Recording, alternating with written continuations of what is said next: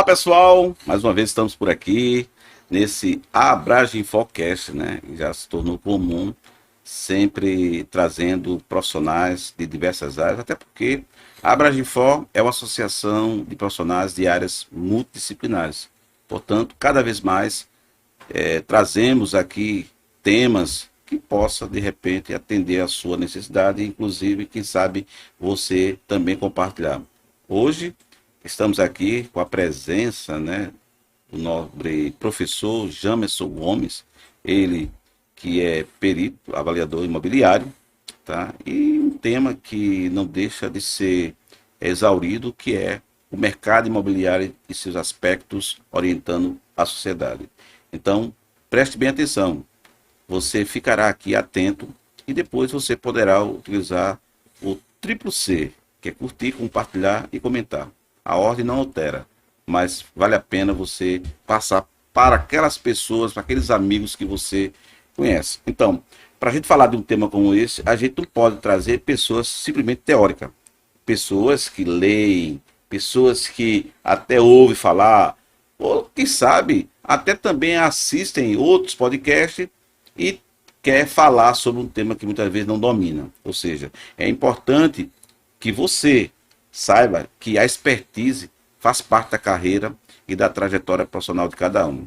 Por isso, nada mais, nada menos, estamos aqui com aquelas pessoas, né, que são profissionais de suas áreas, atuantes, tá, e experientes, porque isso é o que conta. Então, conosco aqui, Jamerson, tudo bem? Como é que está você? Satisfação participar de mais uma vez aqui do podcast, né, da Abraginfor, e falar sobre o mercado imobiliário e seus aspectos aqui junto para os profissionais, como também para a sociedade. Que bom. Jamerson, veja bem, é tão comum que o que a gente fala aqui, pessoal, não tem nada de formalidade. É claro que a gente tem uma orientação, né, um pouco descritiva para poder facilitar mais o conhecimento técnico e científico, né? Nada do que a gente vai falar aqui, digamos, a gente criou, já existe. Só apenas nós interpretamos, tá? Materializamos, porque há uma convivência nisso tudo. Então, o mercado imobiliário está sempre em movimento e agora, mais do que nunca, em agosto de 2025, né, o governo anunciou novas regras. Isso é importante, isso aí é o quê? Legislação, né? Na regra de tributação para 2026, para quem é proprietário ou investidor. O que muda, na verdade, hein, Jamerson? Exatamente, Eliabe. Essa mudança impacta diretamente quem vai vender o imóvel a partir de 2026. O governo ajustou as faixas de imposto sobre o ganho de capital, tornando-se mais progressivas. Ou seja, quem tiver lucro menor vai pagar menos imposto e quem tiver lucro maior pagará mais. Já para o corretor de imóveis, isso é uma oportunidade de orientar os clientes de uma forma estratégica. Início da oportunidade de conversar com o cliente o planejamento de agora, de 2025, se ele está querendo planejar, ou já planejar como é que vai ser todo o processo já a partir de 2026, para poder reduzir o impacto tributário. Já a captação de imóveis precisa ser inteligente, entender o perfil do vendedor, a urgência e ajustar preço de mercado, para que a operação seja vantajosa para ambas as partes. Então, o que é que vai acontecer? A gente precisa hoje, profissionais, orientar bastante o proprietário. Com essas novas regras, vai mexer também na captação. O profissional que não tiver conhecimento disso, como é que ele vai poder ajudar o proprietário nessa hora? Então, tem muita gente já, o mercado está aquecido, por incrível que pareça, agora chegando no final do ano, com essas mudanças, o mercado, principalmente a negociação, tanto à vista como um financiamento bancário, deu uma acelerada agora a partir de agosto, finalzinho de agosto, setembro. Eu observo bastante que o mercado está bastante aquecido, principalmente quando você faz a visita aos cartórios ou até mesmo faz a visita no próprio banco conversando com o gerente. O interessante dessa tributação, que chama atenção, professor Eliabe, é o seguinte, vai ser uma regra agora progressiva, porque antes você tinha um lucro capital, né, na hora de vender seu imóvel. Vamos supor que o senhor comprou um imóvel, vendeu ele por 100 mil, comprou ele por 100 mil e vendeu ele por 500. Então, na hora da venda, é atualizado o lucro de capital, ou seja, foi 400 mil. E é descontado 15% de imposto na transação. Quando a pessoa que vendeu o imóvel consegue negociar outro imóvel de igual ou maior valor dentro dos próximos 6 meses, esse imposto ele é dispensado. O que chama atenção é o seguinte, nessa tributação, sobre a parcela de ganhos até 5 milhões, continua os 15%. Sobre a parcela de ganhos acima de 5 milhões e 1 centavo, vai ser 17, até 10 milhões vai ser 17,5%. E sobre a parcela de 10 milhões de reais e 1 centavo até 30 milhões, vai ser de 20%. E acima de 30 milhões e 1 centavo, vai ser 22,5%. É a tabela final do imposto de renda, quase, né? Isso. A penúltima, né? Exato. Que a última é 27,5%. Então, o que é que vai acontecer? Vai haver uma movimentação aí, acredito até o final do ano, de muitos proprietários com imóveis de valores agregados, justamente tentar alinhar essa carga tributária. Agora, a partir de 2026, não tem como fugir dela. E essas duas taxas que está mexendo bastante aí, que é chamada o IBS e o CBS, né? O IBS é o Imposto sobre Bens e Serviços e o CBS é a Contribuição sobre Bens e Serviços. Legal, olha só, mas só que a gente tem que entender que tudo isso gera uma dificuldade financeira, não só para quem vende, também para quem compra, porque eles terminam se apertando, e o cuidado que a gente deve ter é para que esse imóvel não venha a ser leiloado, né? E o que fazer, né, quando isso acontece? A gente sabe que tem muita gente que perde mesmo o imóvel, tá? Por falta de orientação, por falta de uma instrução melhor. Como evitar, né, que isso aconteça, Jamilson? É interessante, professor. Eu tive observando em alguns profissionais compartilhando informação. Tem que ter muita cautela, né? Ou seja, o fato da pessoa, vamos supor, está chegando nessa situação, a carga tributária está ficando alta, eu não vou conseguir mais manter o meu imóvel, no caso, em relação à prestação do financiamento. Então, o que é que está acontecendo com a sociedade?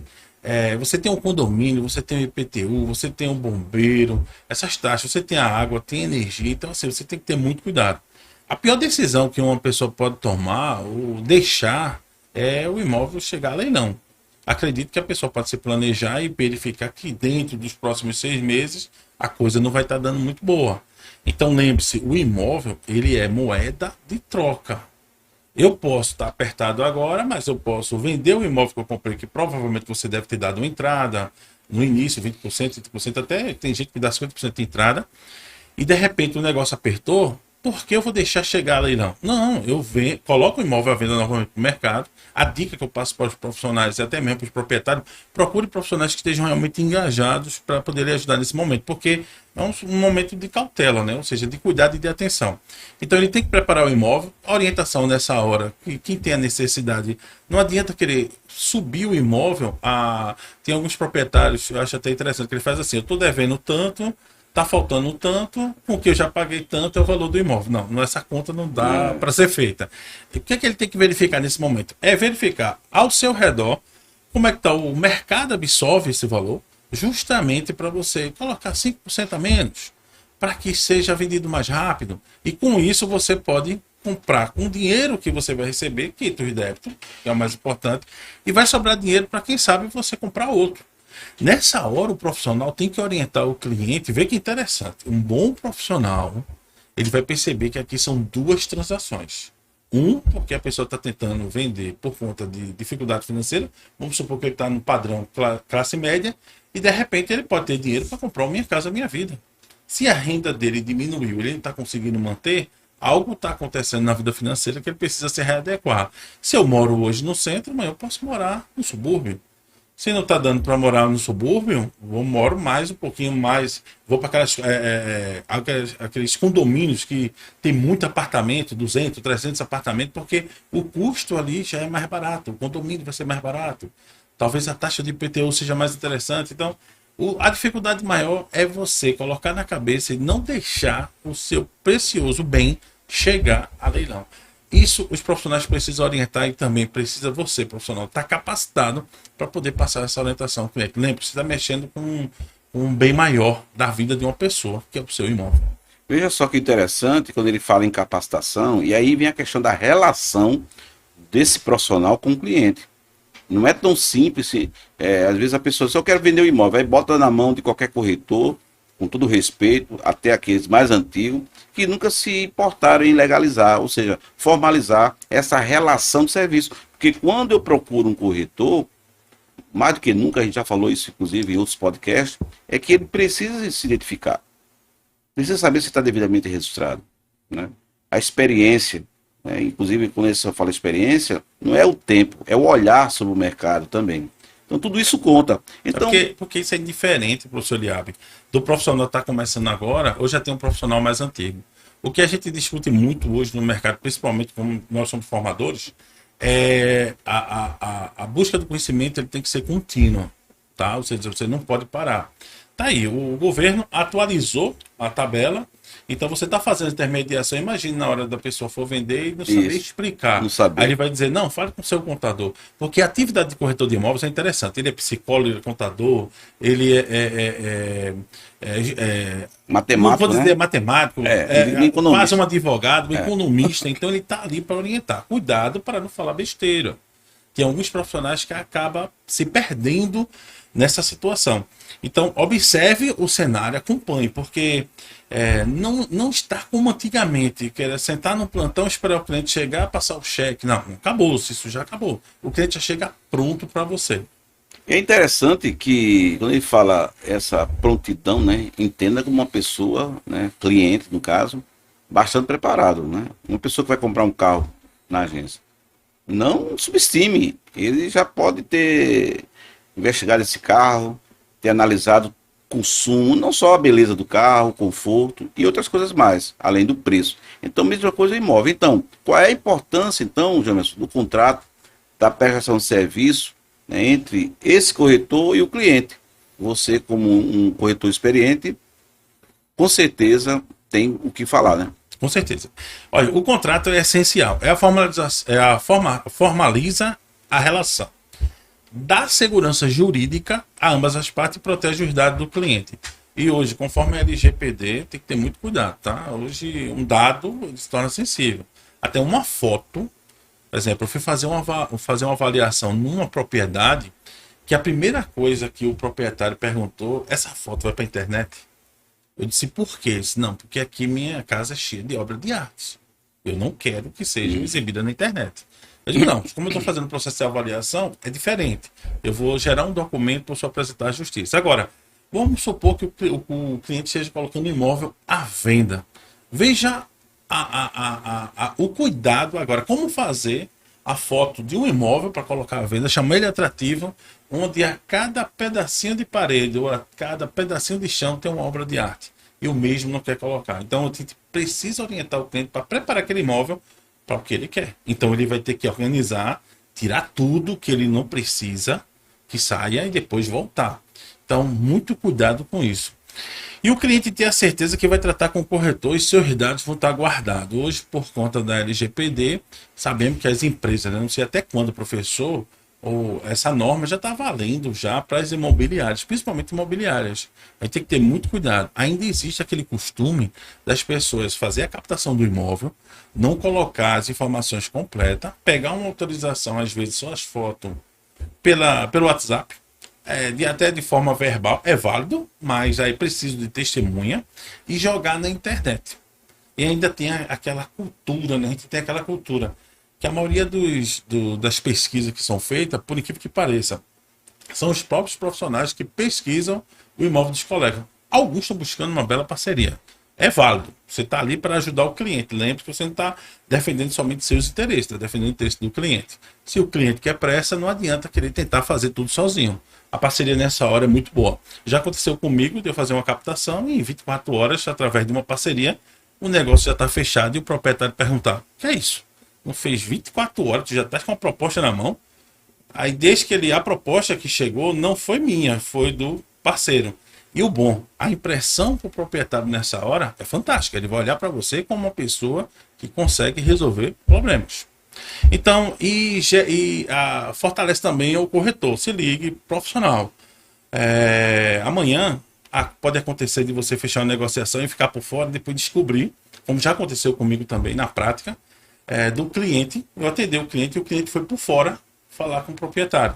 E o proprietário, por sua vez, disse, Jamerson, chegou esse rapaz aqui, eu disse, eu atendi ele. Mas como é que você tem como provar? Tá aqui a ficha de visita, de horário, tudo agendado. Ele fez, poxa, bacana, não se preocupe não. Se acontecer do negócio fechar, sua comissão é devida, porque também eu tenho um contrato de relação com ele. Então, é essa segurança que, para o profissional, ela é muito importante. E dentro disso, eu vou fazer uma observação. Recentemente foi divulgado nas redes sociais de uma negociação de uma propriedade de 81 milhões de reais. A imobiliária, através do seu contrato de prestação de serviço, pegou 5% dessa comissão. Então, estamos falando aí de 4 milhões de reais de honorários. Então, se até a empresa postou, né, comemorando, né, a grande satisfação de atender o cliente e pegar uma comissão bem robusta. E mais interessante, ainda expor o colega, né, o corretor também se sentiu agradecido, porque ele ficou com uma comissão de 1 milhão de reais, ou seja, 1,23, 1,25 da imobiliária. Agora só tem um detalhe, professor Eliab, porque eu vou deixar esse spoiler aqui. A imobiliária no qual eu faço parte, que é uma imobiliária americana, a XP Brasil, o corretor que fechou essa transação lá, se ele estivesse trabalhando na nossa imobiliária, ele não teria ficado com 1 milhão de reais. No tradicional, a imobiliária ficou com 3 e ele ficou com 1. Na XP Brasil, é o inverso. O corretor tinha ficado com 3 milhões e a imobiliária que tinha ficado com 1. Veja que interessante. Legal. Olha só, aproveitando, né, para você, que existe o consumidor e existe o cliente. Segunda-feira, celebre o Dia do Cliente, faça valer esse perfil, tá? Todos nós somos clientes de algo. O que diferencia do consumidor. É somente para informar. Você falou aí em questão de LGPD, e já é uma lei federal que já vigora, né? Desde 2018. Ela foi aprovada em 2018 e passou a vigorar agora há pouco, 2 anos, 3 anos, tá? E assim, ela tem sido veementemente aplicada, porque os dados, entre tantos outros que existem lá, são os dados sensíveis, né? Esse que você falou. Então fica aqui a dica, até para você, professor, que é importante ter, em qualquer tipo de contrato, o termo de consentimento. O termo de consentimento, você minimiza qualquer impacto de uma ação que este cliente venha tomar contra você, tá? Do ponto de vista que eu não autorizei, por exemplo, essas fotos do WhatsApp, né? E, inclusive, hoje a inteligência artificial é capaz de identificar o teu imóvel, mas a capacidade de identificar teu imóvel não significa dizer que ele autorizou. É por isso que você tem muito cuidado. Estou dizendo isso, eu não sei se eu comentei com você, que eu tomei um café com um casal de amigos, numa panificadora lá em Piedade, e ele era corretor de imóveis, né? Ele vai escutar esse podcast e vai confirmar. E na conversa, ele disse, rapaz, a minha maior dificuldade é a captação de imóvel, porque eu não vejo um perfil ideal no meu imóvel, na minha imobiliária, dessa pessoa entender o que eu quero. E nem também entender a necessidade do cliente. Ou seja, uma relação sine qua non. E eu disse, mas veja, você já tem esse escopo, né, esse script pronto na sua imobiliária, que tipo de imóveis você pretende, ou você tem preferência, né? Isso. Aí eu disse, olha, hoje minha preferência são galpões, salas. Comercial. Ele gosta do Aí comercial. beleza, então vamos fazer uma experiência. Se eu disser para você que a inteligência artificial vai mostrar esse tipo de imóvel, né, que você quer, você acredita? Não, de maneira nenhuma. Se uma pessoa humana não consegue fazer, como é que... Veja a ignorância, né, dessa pessoa que perdeu quando eu mostrei para ele, baixei o aplicativo e hoje ele é feliz. Liga para mim, diz, rapaz, tive que demitir alguns funcionários, outros ficaram para fazer isso que você me ensinou. Então, quando ele fez justamente a busca, ele ainda duvidou. Aí onde eu quero chegar. Mostrou o imóvel. Professor, essa sala realmente existe? Vamos lá. E a gente foi.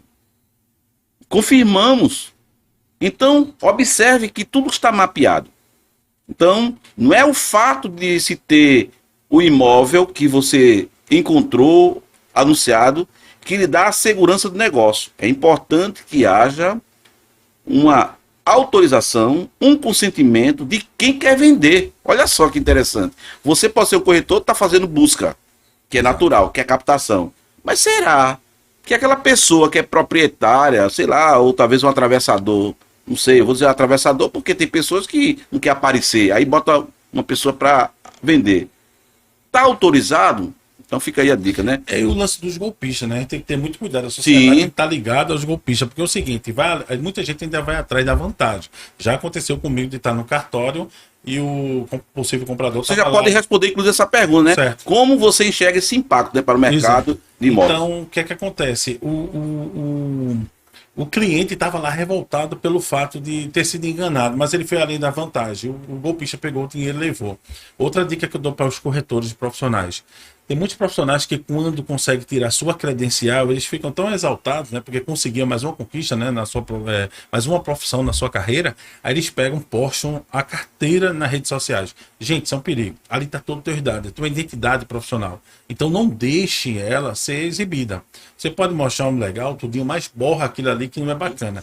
Cuidado que o golpista gosta muito de pegar os dados, vai pegar teu telefone, vai entender teu Instagram e ainda tem um perigo. Ele vai pegar a tua foto e vai se passar por você nessa hora. Então, muito cuidado com os golpistas. Então, o que é que acontece hoje, professor, nessa hora? O contrato de prestação de serviço é importante, por incrível que pareça, né? Quem é corretor tem a resolução 005/78 na sua legislação, o artigo 722 no capítulo 13 do Código Civil Brasileiro, e tem hoje a LGPD, Lei 13.709 de /2018. Então, às vezes diz assim, Jamerson, como é que eu posso pegar uma autorização com o cliente? Vai bater as fotos dele? Não tem problema, no final filma ele gravando, dizendo, eu autorizo o corretor Jamerson Gomes, cresce número tal, a anunciar meu imóvel. Isso. Lembrando que se amanhã tiver algum atrito entre vocês, você precisa fazer um ata notarial desse material para comprovar. Se for um e-mail, melhor ainda, que o e-mail eletrônico é um documento válido. Então, e se você usa de certificado digital, aquelas assinaturas eletrônicas, melhor ainda. Passa o modelo do contrato dentro das regras e ele vai lá e autoriza. Então, hoje, existem várias formas de você dar transparência e a tranquilidade para o seu cliente. E lembre-se, né? Como falando agora de inteligência artificial, né? A pessoa comentou, né? Que é o presente, não adianta você mais fugir dele. Ele está para auxiliar, não é para lhe controlar, você controla ele. Mas você precisa aprender a como controlar a IA. Então, ajuda o corretor a captar leads mais qualificado, analisa o mercado em tempo real e até cria anúncios e textos de forma mais estratégica. O profissional que quer aprender a usar IA vai ter, o que ele vai ganhar é tempo nas coisas, reduzir custo e possivelmente aumentar as vendas. Mas é preciso estar aberto e aprender, testar ferramentas e incorporar isso no dia a dia. A tecnologia não vai substituir o corretor, ele vai apenas potencializar o seu trabalho. Quem não se atualiza corre o risco de ficar para trás. Nunca foi tão verdadeiro essa frase, tempo é dinheiro. Tá? E aí está uma prova de que a IA veio para simplificar, né, otimizar, principalmente aquelas pessoas que têm a gestão do tempo. Então, você que é corretor, né, que às vezes tem uma agenda corrida e acha que a quantidade lhe importa, procure ver a qualidade.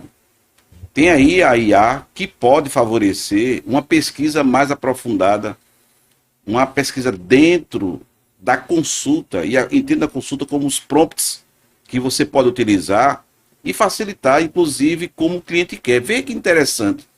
Às vezes, você tinha o imóvel para oferecer ao cliente e dizer o que o imóvel ou terreno ele era ou é.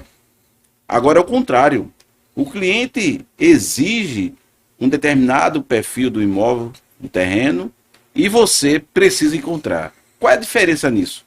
É que ambos estão interligados. Então, se você gosta, né, eu tenho certeza aí, você colocou muito bem, você precisa controlar toda essa modernidade, só tome cuidado, né, e as precauções em relação à legislação. A gente sempre está dentro das nossas falas, no nosso podcast, mencionando isso. Um outro detalhe, a gente viu que diminuiu a quantidade de placas, vende-se, aluga. Já perceberam? Por que será? Não que a pessoa do determinado edifício não possa colocar, desde que haja, me parece, uma autorização. Isso, né? depende do condomínio, sim. Se for casa, sim. Agora, veja, um negócio feio, você, no seu prédio, com aquela placa bem grande, mas vai ser mais rápido. Depende. Pode passar um atravessador principalmente em beira de praia, calçadão é que mais tem, a gente vê. Olha lá a placa, se passa por um corretor ou até mesmo um comprador. Aí coincide com a ingenuidade daquele proprietário, né, daquela pessoa que está querendo vender, De abrir a porta. né, de abrir a porta. Vê só, que perigo. Ele não é nem corretor, mas não, eu estou vendo aqui, olha, eu estou vendo o apartamento, estou vendo que ele é bonito, o senhor pode disponibilizar para abrir?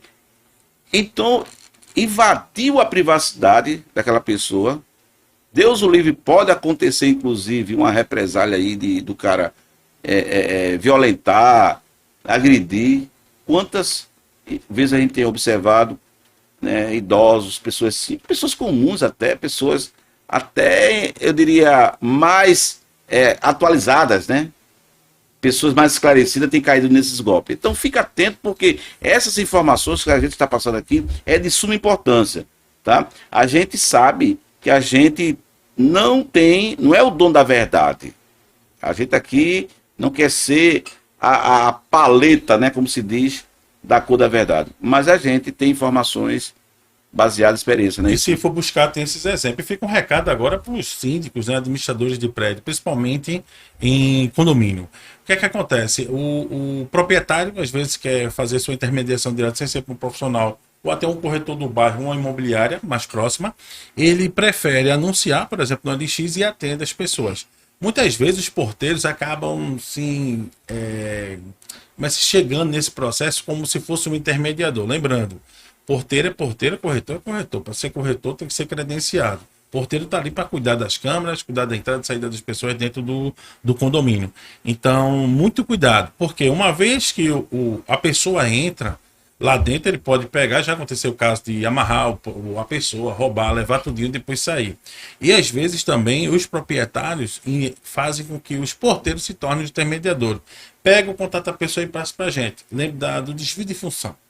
Ou seja, quem é síndico, lembre-se, porteiro é porteiro. Ele pode estar ali nem mostrando e nem estar fazendo captação de cliente para proprietário. Por quê? O proprietário vai embora. Aí ele dá R$ 500 pro porteiro. Amanhã o porteiro é demitido. Aí o porteiro pode chegar para o advogado e dizer assim: doutor, naquele prédio ali, eu trabalhei naquele prédio e vendi 3 apartamentos, só me deram R$ 500. A média de comissão lá é 15 mil, então eu gostaria de buscar. E existe jurisprudência, inclusive aconteceu em São Paulo, da intermediação. E tiver como provar, aí o que é que vai acontecer? O que vendeu já vazou. E o síndico que está ali é responsável civil pelas coisas. Então, para ele, numa causa trabalhista, vai ser bem bacana. Bem, pessoal, a gente está chegando nessa primeira parte, né? E você deve ter já observado, né, todo esse debate, né, essa conversa, né, leve, porém verdadeira, né? E que a gente vai continuar na segunda parte, tá? Voltamos daqui a pouquinho. Não desliga.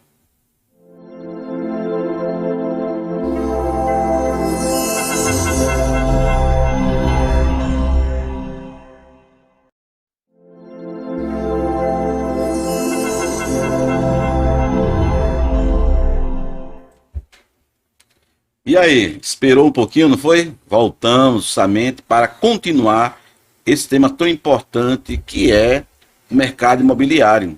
Talvez você ouça aí alguns programas de rádio, mas com todo respeito, claro, né? A gente aqui não está querendo falar desses apresentadores, mas muito mais do que um apresentador sobre o tema, é aquela pessoa que apresenta sobre o que vive. Ou seja, trabalha no dia a dia, sabe os dois lados e entenda que aqui não só temos um lado. A gente também conhece o outro lado.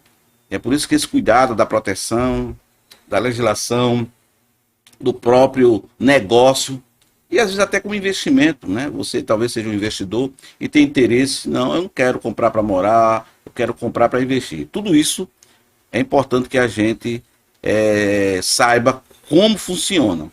Mas a gente estava falando na primeira parte sobre a questão da inteligência artificial que a gente resolveu novamente tratar com mais ênfase por conta do momento atual.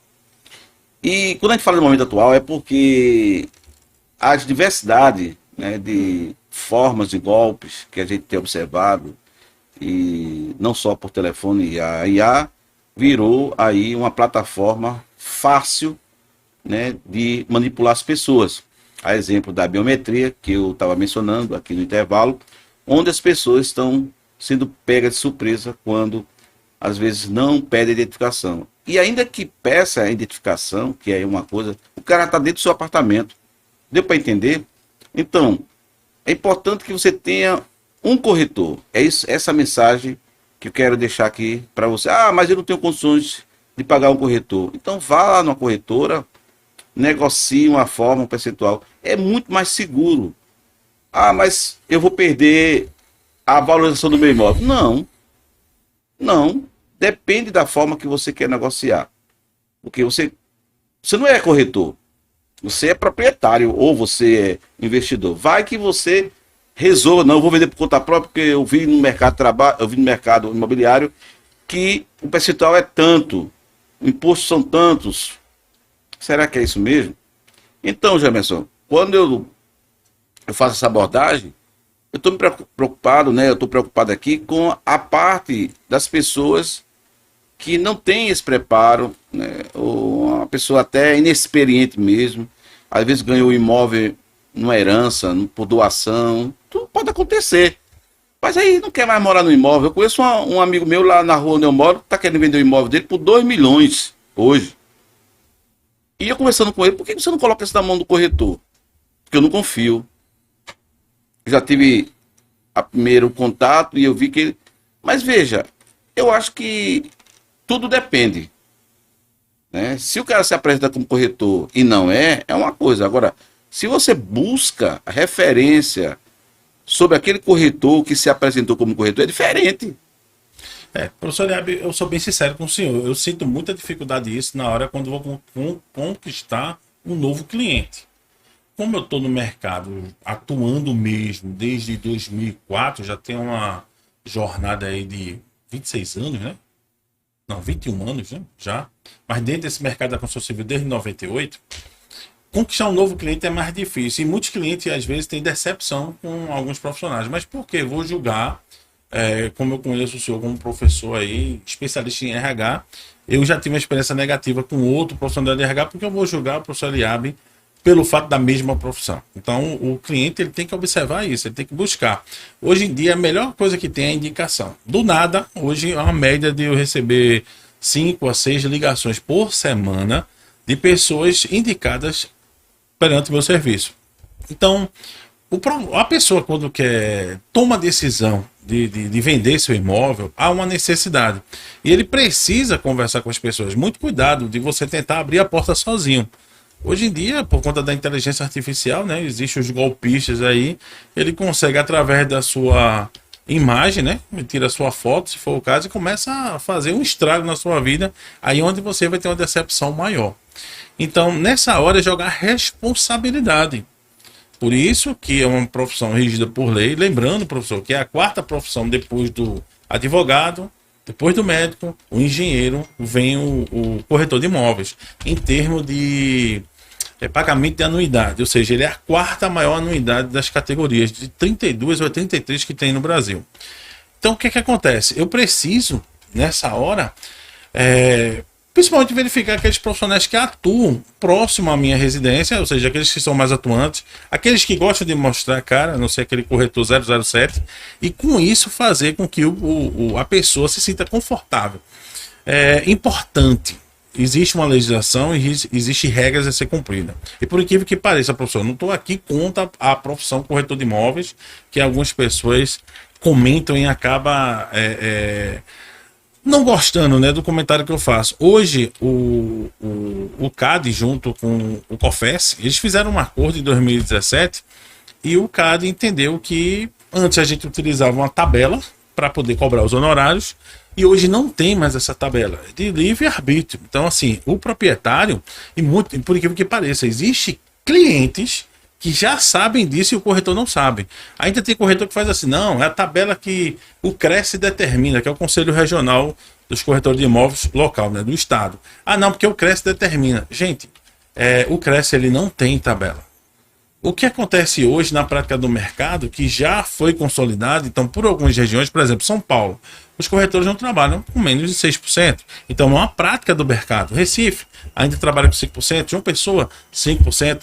Mas na hora da negociação, é obrigado os 5%? Não.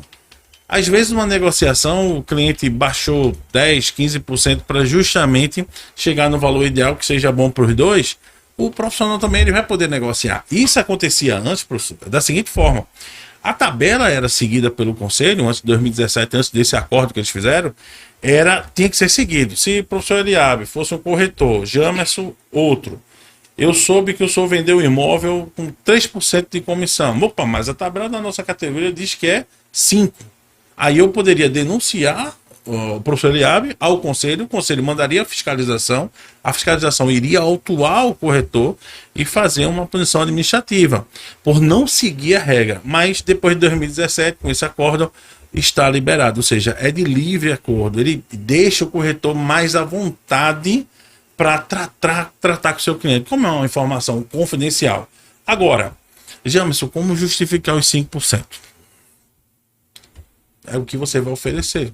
É nessa hora que o vendedor vai saber que você ajuda no processo da orientação, precificação, utiliza das melhores ferramentas para poder anunciar o imóvel, investe em marketing, investe no pessoal e acompanha o processo do início ao fim, caso também tenha banco. Aí justifica o trabalho do corretor. Agora, tem situações que é só a mediação. A mediação é juntar partes. Juntou, recebeu.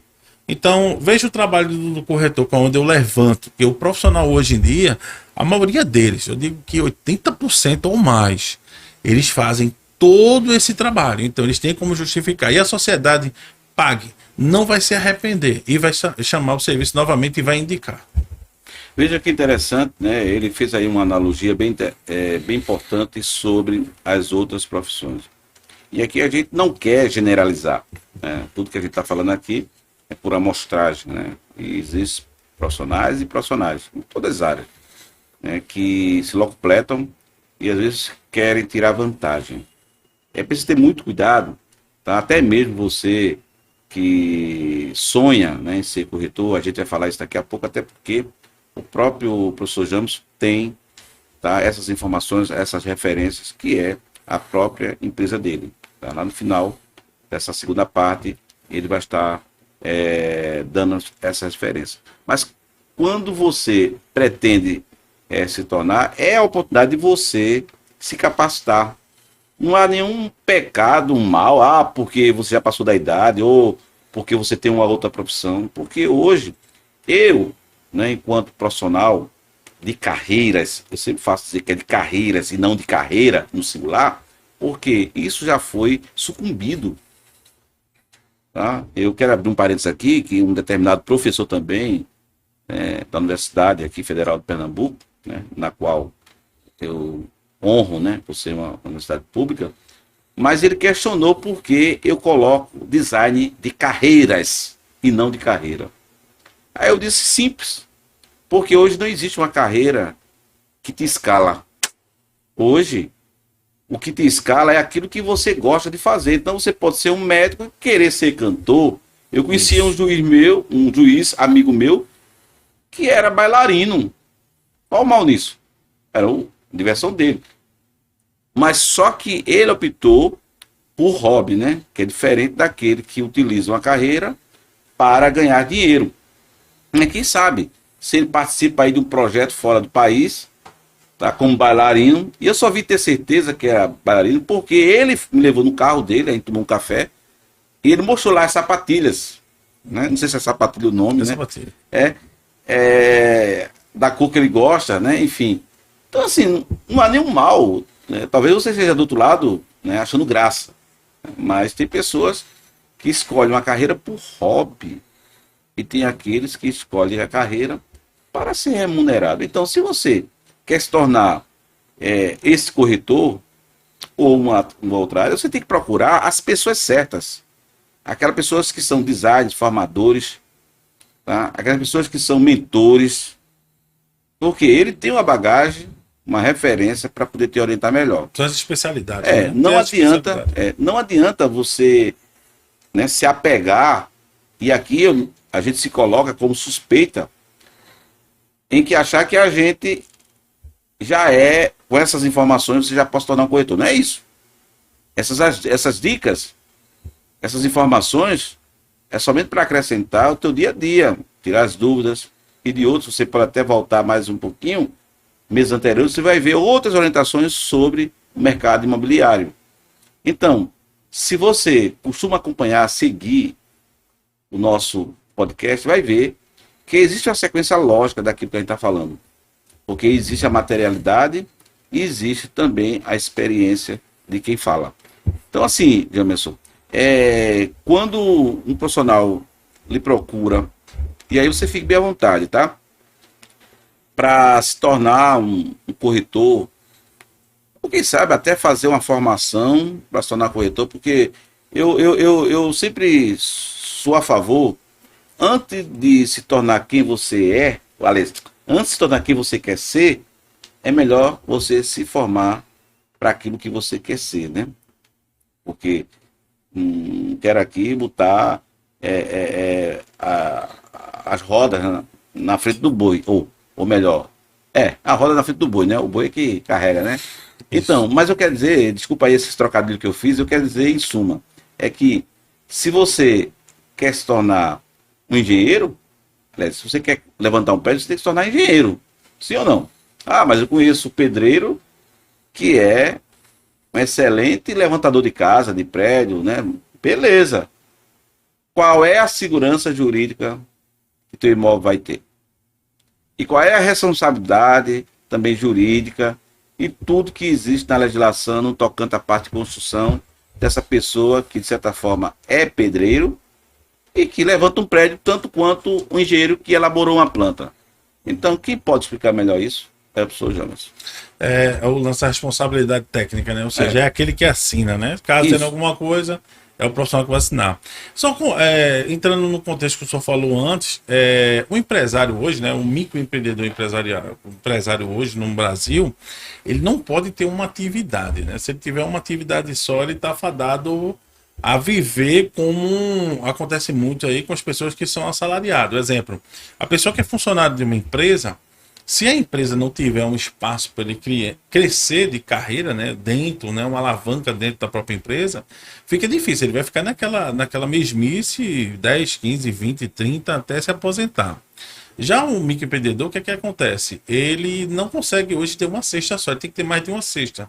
Então, hoje quem trabalha, vamos supor, no ramo da corretagem, como eu faço, eu tenho as minhas especialidades dentro do segmento. Então, eu tenho várias cestas que me ajudam a compor minha parte financeira.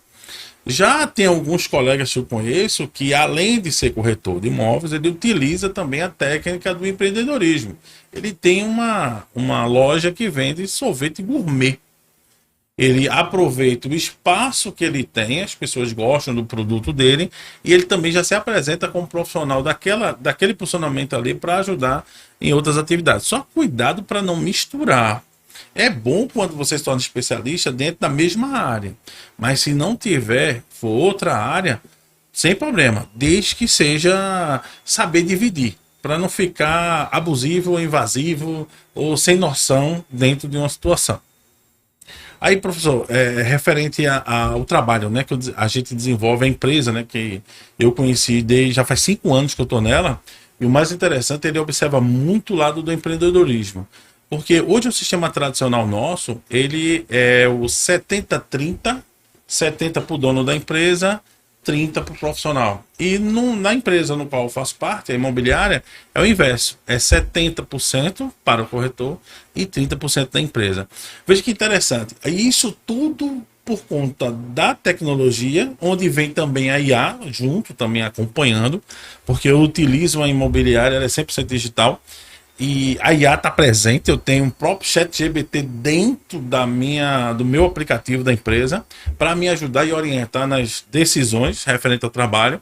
Então ele coloca a tecnologia hoje, ele tem essa oportunidade de colocar o profissional à frente, ou seja, no controle. Então a gente está muito acostumado a que alguém faça por você. No sistema tradicional, normalmente a imobiliária tem um gerente e o gerente é o corretor. O corretor ele só faz aquela primeira parte, que é o mostrador. Apresenta o produto, tira a proposta, joga para o gerente negocia, quem fecha, às vezes, numa mesa de negociação, o dono da imobiliária ali só está somente para finalizar e assinar o contrato. Pronto, o corretor ele ficou aqui na ponta. Então, hoje, com a tecnologia, hoje o corretor ele pode abraçar de A a Z o processo. Agora, vai depender muito do perfil de cada um. Porque muitas pessoas, professor, ainda visam a corretagem primeiro. Fiquei desempregado e a forma mais rápida de ganhar dinheiro. Porque, exemplo, no caso desse exemplo desse corretor, que é de uma imobiliária lá no Centro-Oeste, que fecharam aí essa negociação de 81 milhões de reais, o corretor ficou com os 30%, ou seja, ficou com 1 milhão. Para ele, a empresa é a melhor do mundo, fez ele ganhar. Mas lembrando que ele aí, a empresa ganhou 3 vezes o valor em cima dele. Se ele se dedicar ao mercado, se ele aprender a fazer os procedimentos, aí muitos vão dizer, não, mas eu tenho como aprender a fazer tudo. Ótimo, mas vem as obrigações, a exigência é maior, o risco de assumir imposto funcionário, espaço físico, essas coisas tudo é bem maior. Então, por conta da inteligência artificial hoje, eu me permiti, há 5 anos atrás, entrar numa empresa que eu atuo de casa. Basta eu estar com o meu notebook aberto, eu posso estar no shopping, eu posso estar na praia. Basta abrir o notebook, abrir o computador, abrir o celular e eu tenho acesso a toda a empresa. Agora, para isso, tudo tem seu preço, né? Então, para eu poder ganhar mais, eu vou ter mais controle do negócio. E a empresa lá participa somente com percentual. E o mais interessante, professor, veja a evolução onde a gente já estamos chegando. Já, isso quer dizer que toda transação que você faz, a tua empresa fica com 25%. Sim, 75% do corretor, 25% da empresa. Agora tem um detalhe. Por meritocracia, a empresa no qual eu faço parte, quando você atinge um certo percentual, exemplo, eu fechei 192 mil reais em comissão bruta. Significa que a empresa ficou com 42 e eu fiquei com 150, já mostra esse diferencial. A empresa, quando você bate essa meta aqui no Brasil, não é mais 75, 25. Automaticamente fica 100%. Ou seja, o corretor, ele é o protagonista total do negócio. Ele fica com 100% da comissão. Período de 1 ano, completou 1 ano, virou o outro, começa novamente aquela contagem. Aí eu fiquei pensando, esse corretor aí, ele não ia ficar só com 3 milhões se ele tivesse na empresa. Porque se os 4 milhões de comissão, 2 milhões era o suficiente, um número rápido, vamos supor que 3 milhões fosse o suficiente para ele atingir a meta dos 100%, ele ainda tinha um pedaço do dinheiro para receber 100%. Então, hoje a tecnologia permite que você consiga chegar a esse patamar onde vem o medo, tá? Eu sou bem sincero com o senhor. Porque o medo do profissional, as novidades, as mudanças, abraçar aquela rotina. Porque as rotinas do mercado imobiliário, eu considero que eu ainda pratico as mesmas desde quando eu iniciei, não mudei. É só as ferramentas de trabalho que multiplicou na minha frente e eu consigo atender o cliente com mais excelência. E com isso também, por meritocracia, o resultado para mim tem que ser maior. Então eu sinto satisfeito, eu sinto agraciado, eu sinto respeitado, entendeu? E valorizado como profissional da empresa na qual hoje faço parte. Interessante o que o professor Jefferson está falando, porque a gente sabe que muitas pessoas buscam hoje recolocação, que é justamente uma segunda, terceira, quarta oportunidade paralela, ou talvez o primeiro emprego. Eu quero falar para os dois perfis, tá? Primeiro emprego, a pessoa nunca trabalhou, se formou, e aí? Eu acredito que a gente já falou isso em outro podcast sobre alguns requisitos, mas que nunca é demais a gente repetir. Na área específica, James, de corretagem, de corretor de imóvel. Vamos falar de corretor de imóvel, porque eu vi que você tem outras atribuições, né, e titulações, formações. Mas para o corretor de imóveis, né, que acha que é simples na cabeça dele, né? Só vender. Assim como aquele vendedor de carro. Que também para vender o carro, hoje o pessoal está aperfeiçoando, viu? Não tá É, mais qualquer um não, viu? então, como é que a gente poderia definir esse perfil, esses requisitos, né? Considerando as duas situações, presencial e tecnológico, né? Que a gente hoje sabe que é possível ter essa forma híbrida, né? Como é que seria? Eu digo para a pessoa se permitir, porque é nessa hora que vem o grande desafio. É o aprendizado, é a educação, é investir na sua educação, é buscar a qualificação. Que aí automaticamente, com a mente mais aberta, você consegue abraçar mais desafios. Porque é como o senhor falou, eu vejo hoje o profissional corretor de imóveis, aquele que quer entrar, pode ser uma pessoa que foi gerente de banco por um tempo, aí saiu do banco e agora está querendo se aposentar, né? Muitos falam que a profissão de aposentado. Mas tem aquela pessoa que assim, poxa, eu acho tão bonita a carreira de corretor de imóveis, tenho 22 anos e vou fazer uma especialização. Por exemplo, algumas universidades já tem um curso de graduação e já tem também a pós-graduação na parte de gestão imobiliária. Então, por que também não começar? Então, gente, nem é hora... não tem tempo para começar, eu digo para uma pessoa mais velha, como também que está iniciando a sua carreira, buscar essa profissão vai ter muito sucesso. Então, aí você volta a pergunta novamente para você, né? Mas onde é que eu posso conseguir essas oportunidades, inclusive até de forma prática, me tornar, né, essa pessoa especial, né? No sentido de conhecer mais sobre a corretagem. Porque eu percebo que você domina bem, e claro que tem-se um tempo, né? Que aí você falou que é mais de 20 anos. Mas existe uma forma de poder a gente absorver isso mais rápido, além da graduação ou pós-graduação? Como é que seria isso? A tua empresa oferece essa possibilidade? Justamente. Eu posso hoje convidar aqui aqueles que participam, né, que assistem aqui a Abraginfor e alguns profissionais no mercado, a conhecer a Corretores em Treinamento. É uma empresa que eu criei com o objetivo de qualificar o profissional. Muita gente fala assim, Jampson, tua empresa não é de captação, é de iniciação, de treinamento inicial, e sim de qualificação. Aqueles profissionais que já têm 2 anos, no mínimo 2 anos, 1 ano de carreira e ainda não se encontrou, procura Corretores em Treinamento, tem no Instagram e tem um site também. Lá tem as mentorias, tem os cursos que você... E o mais bacana, tá? É tudo individual. Eu já fiz muito coletivo, mas o individual é bem melhor. O profissional sai mais renovado, sai mais preparado para aceitar os desafios.